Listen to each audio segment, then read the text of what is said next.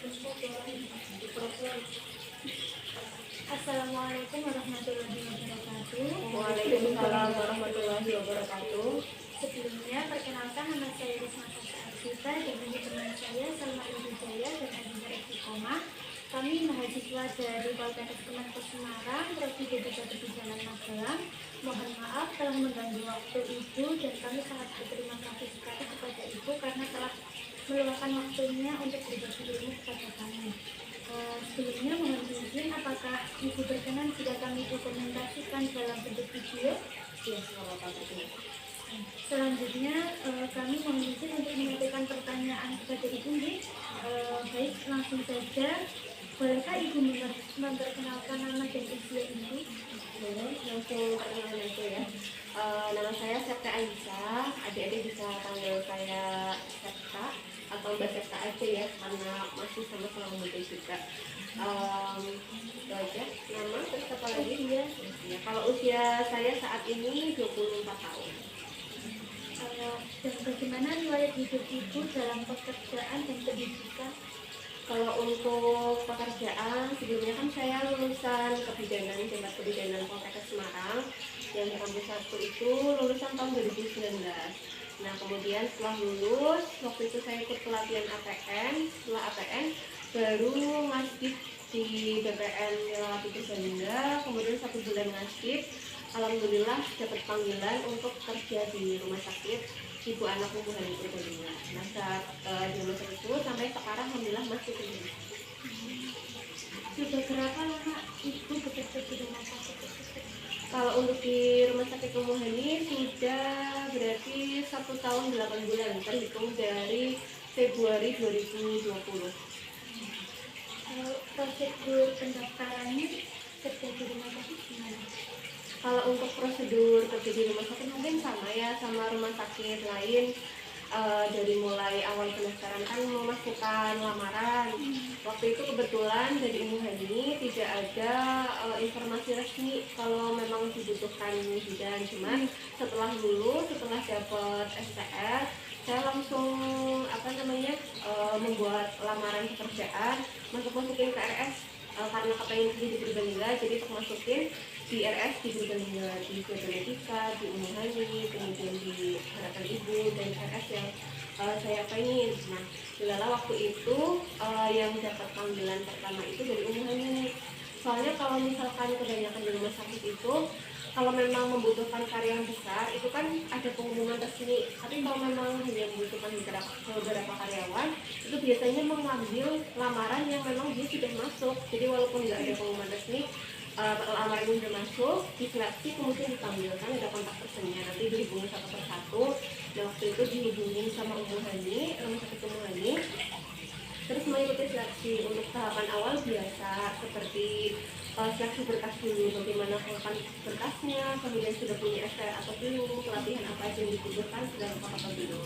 Nah, setelah seleksi berkas waktu itu dipanggil, kemudian ada seleksi tes tertulis. Kalau untuk seleksi tes tertulis mungkin rumah sakit itu beda-beda. Kalau di Umum Hani kemarin itu ya seperti kalau di bidan itu kan ada yang namanya UFO, itu seperti soal UFO kayak gitu. Terus setelah tes tertulis waktu itu barengan sama tes psikotes juga, ada tes psikotes juga, jadi tes tulis tentang kebidanan sama tes psikotes. Nah, itu 1 minggu kemudian baru diumumkan siapa yang lolos ke tahap selanjutnya. Nah, tahap selanjutnya itu tes praktek. Nah, kalau untuk tes prakteknya kalau di Umum Hani macam-macam sih. Kemarin ada tes seperti OSCA, mungkin kalian belum tahu ya, nanti di semester akhir bakalan tahu apa itu OSCA. Ada tes bagaimana persalinan normal, resusitasi bayi, penanganan preeklamsi dan lain sebagainya. Tes ininya praktek cara menangani pasien itu seperti apa. Terus setelah tes praktek itu diumumkan juga yang lolos siapa aja. 1 minggu kemudian diumumkan yang lolos. Setelah tes praktek itu tahapan akhirnya tes wawancara. Kalau untuk tes wawancara masing-masing rumah sakit berbeda sih. Kalau Umum Hani kemarin wawancaranya ada 3 tahap. Yang pertama itu sama dokter spesialis kandungan, soalnya dalam bekerja, nanti kan bidan kolaborasinya sama dokter spesialis kandungan. Terus yang kemudian yang kedua sama direktur rumah sakit, dan yang terakhir sama direktur PT Umum Hamil. Gitu. Setelah itu setelah wawancara selesai, baru tahap akhir siapa yang lolos itu diumumkan. Gitu. Dan setelah lolos kita juga ada yang namanya training dulu. Dari rumah sakit itu berbeda, ada yang memang trainingnya hanya 1 bulan atau berapa itu beda. Tapi rata-rata sih 3 bulan training, kemudian baru dikontrak. Itu kalau rumah sakit swasta. Beda lagi sama rumah sakit negeri.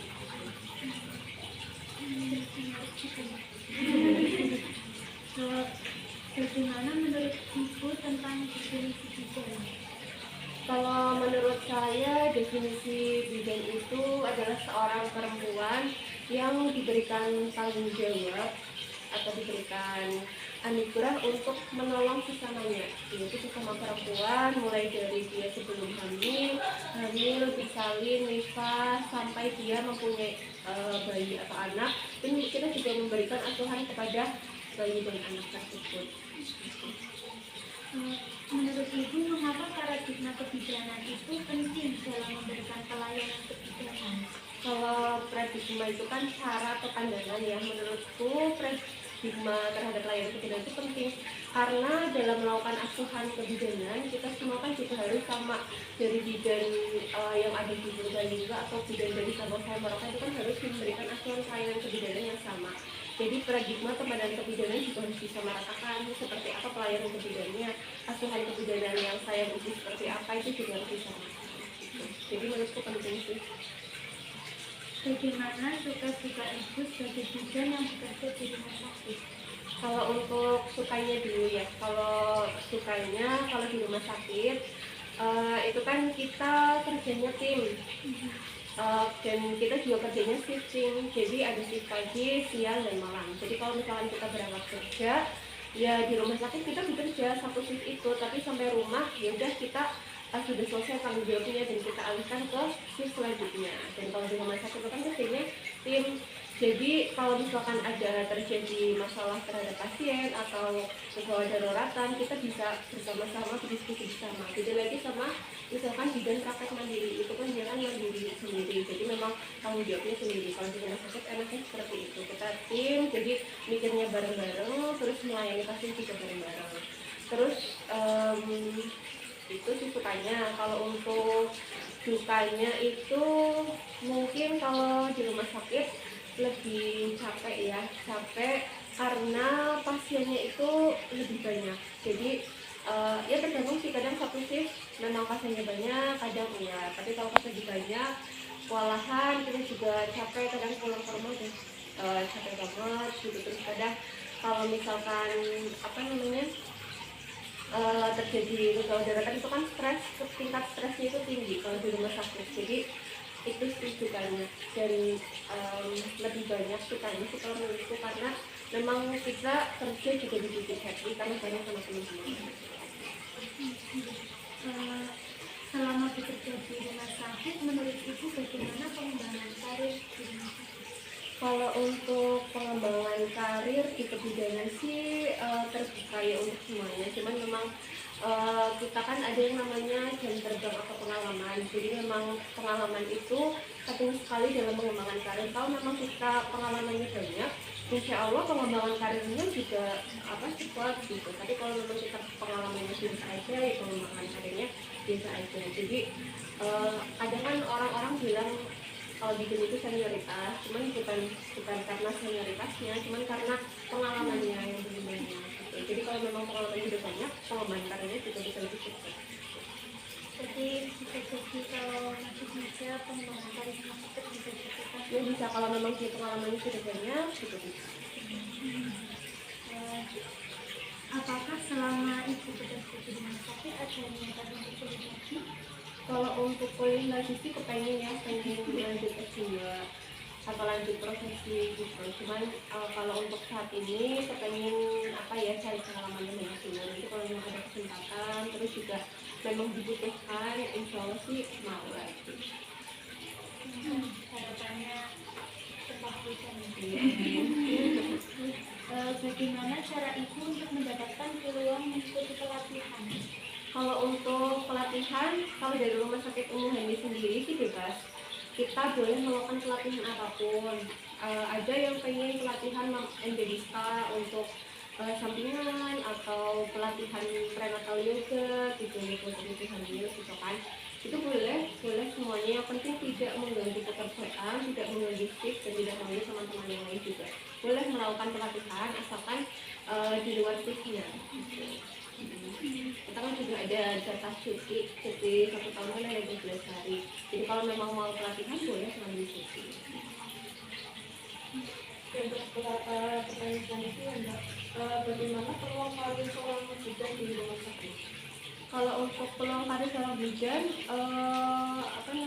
cukup terbuka sih. Bidan juga ada. Kalau di rumah sakit umum ada yang bisa sampai jadi kepala ruang atau case manager, itu juga ada. Itu boleh.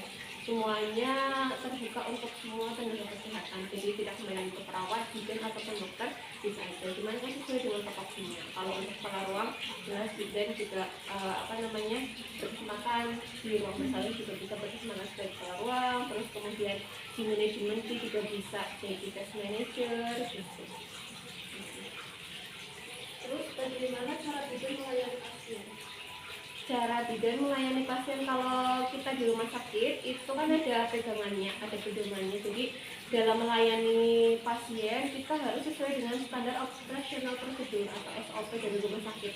Di setiap tindakan itu ada SOP-nya. Kayak misalkan kita memasang infus, itu ada SOP-nya. Bagaimana caranya, misalkan menyapa pasien dulu, kemudian cara memasang infusnya ada langkah-langkahnya. Kemudian bagaimana menerapkan salinan juga ada SOP-nya, ada langkah-langkahnya. Jadi setiap karyawan yang masuk rumah sakit itu kita diberikan SOP untuk dipelajari sehingga nanti dalam melakukan tindakan kita tidak ada kesalahan.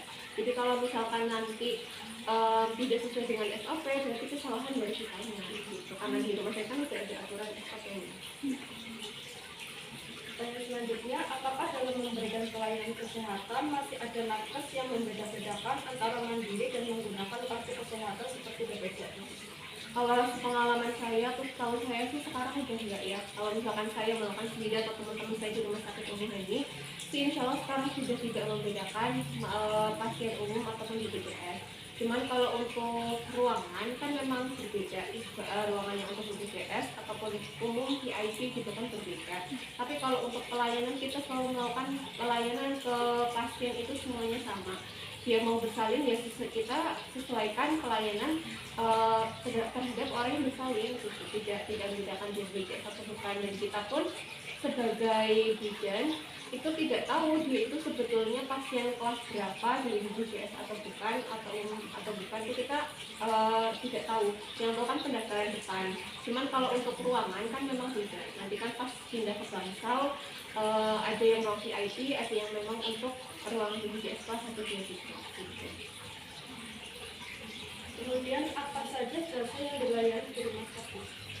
Kalau untuk jasa yang dilayani di rumah sakit itu yang pertama untuk konsul kehamilan itu kan sama daftar kandungan di poli kandungan sama daftar spesialis obstetrik dan ginekologi. Kalau untuk persalinan itu kan biasanya masuk lewat IGD, bersalin di ruang bersalin itu biasanya dilakukan oleh bidan. Kemudian kalau di rumah sakit kami itu ada konselor ASI. Jadi bagi ibu-ibu yang kesulitan untuk menyusui atau ada masalah tentang pemberian ASI eksklusif, kita ada konselor ASI, jadi bisa konsultasi. Kemudian gimana caranya breast care itu juga diajarin. Terus ada jasa pelayanan pembuatan akte kelahiran. Terus sama ada foto bayi baru lahir juga kalau di rumahnya. Kemudian KB juga ada, tapi kalau untuk KB itu untuk ibu bersalin biasanya kami melayani cuma IUD. Kalau untuk bersalin normal itu cuma IUD, tapi kalau untuk sesar itu bisa IUD, MOW. IUD sama MOW. Kemudian bagaimana menurut Ibu standar mutu layanan di rumah sakit? Kalau menurut saya standar mutu di rumah sakit sudah bagus sih, apalagi kan rumah sakit itu kita dikejar akreditasi, jadi kan harus memberikan pelayanan mutu yang baik. Kalau kita tidak memberikan pelayanan mutu yang baik, maka akreditasinya kan juga akan berpengaruh gitu. Jadi memang semua rumah sakit Kebanyakan sih memang sudah memperhatikan untuk pelayanan sih menurut. Dan selanjutnya, apakah peran bidan sangat penting berpengaruh maksud saya? Kalau untuk peran bidan sangat berpengaruh, apalagi kalau rumah sakit umum itu kan backgroundnya rumah sakit ibu dan anak. Otomatis kan kita mengedepankan pelayanan kepada ibu dan anak.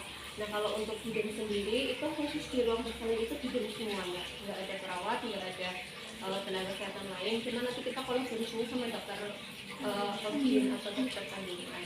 Kalau untuk bidan, ya memang semua bersalin normal itu sama bidan. Jadi menurutku perannya penting sih.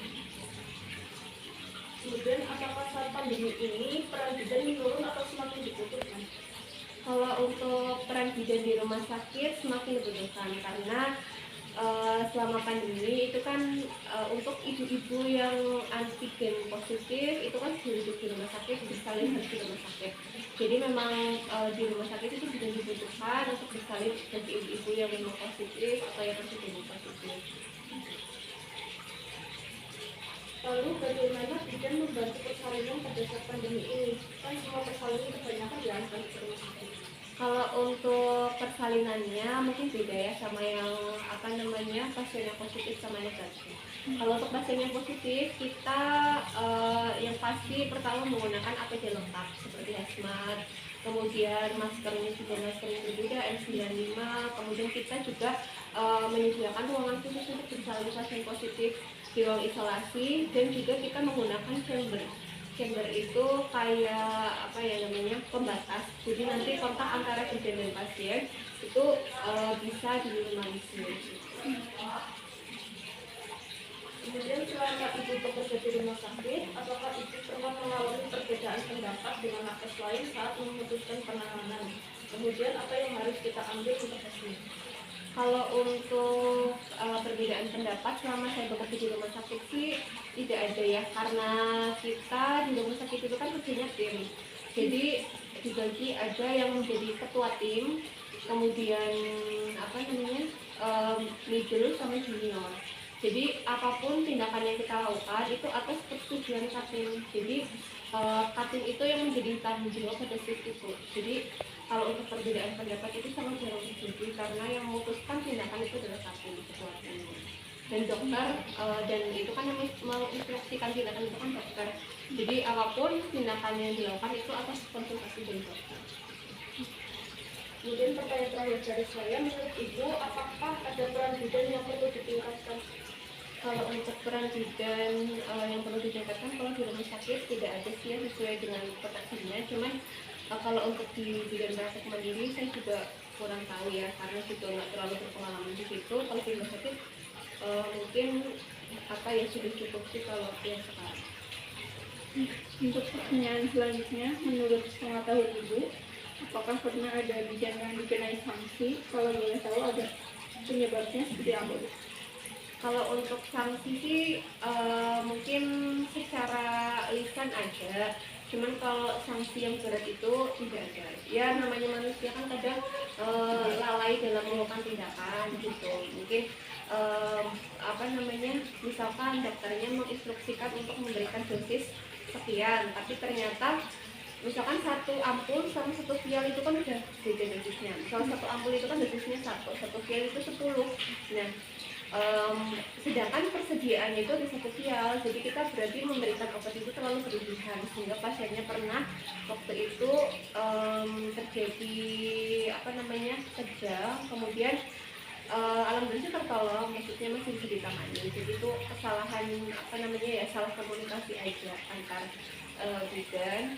Nah kemudian sempat ditegur aja sama kemudian gimana proses kenapa kejadian tidak diinginkan itu terjadi, kemudian bagaimana prosesnya, siapa yang memberikan gitu. Paling kalau untuk kesalahan itu karena kelalaian dan ketidaksengajaan sih, paling secara lisan aja. Kalau untuk yang terlalu fatal atau sanksi yang berat itu belum pernah sih, tidak ada.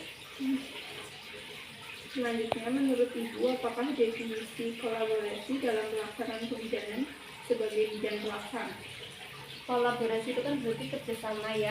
Sebagai kita bidang pelaksana itu kan bekerja sama antar sesama bidang. Kita kolaborasinya juga banyak, ada antar bidang, kemudian dengan perawat, dengan dokter kandungan juga, ada dokter anestesi dan perawat juga. Nah kita kalau untuk kolaborasi ya itu sangat dibutuhkan untuk kerjasama kita dalam melayani pasien. Untuk pertanyaan selanjutnya, kalau boleh tahu siapa aja yang menjadi partner ibu dalam pelayanan kolaborasi di rumah sakit? Kalau di rumah sakit kita kolaborasinya kalau di ruang bersalin bersama bidan. Kemudian kan juga ada bidan yang ditempatkan di IGD. Di IGD itu kolaborasi dengan perawat dan dokter umum. Kemudian kita juga kolaborasi yang paling utama itu dengan dokter spesialis obstetrik dan ginekologi. Karena setiap pasien itu kan ada DPJP, dokter penanggung jawab. Jadi setiap pasien ibu yang mau bersalin atau pasien ibu yang akan kuret atau apapun itu ada DPJP, dokter penanggung jawab, itu dokter spesialis kandungan. Nanti kemanapun pasien itu dokter itu mengikuti gitu. Kalau di ruang bersalin kita tanggung jawab kolaborasinya sama itu dokter spesialis obstetrik dan ginekologi. Selanjutnya, bagaimana ibu melakukan kolaborasi tersebut dan seperti apa yang memerlukan tindakan kolaborasi? Untuk seluruh pasien di rumah sakit itu semuanya kolaborasi dengan dokter dokter spesialis kandungan. Karena kita yang mau kita lakukan itu atas instruksi beliau. Kemudian apalagi tadi? Keadaan apa yang memerlukan tindak kolaborasi?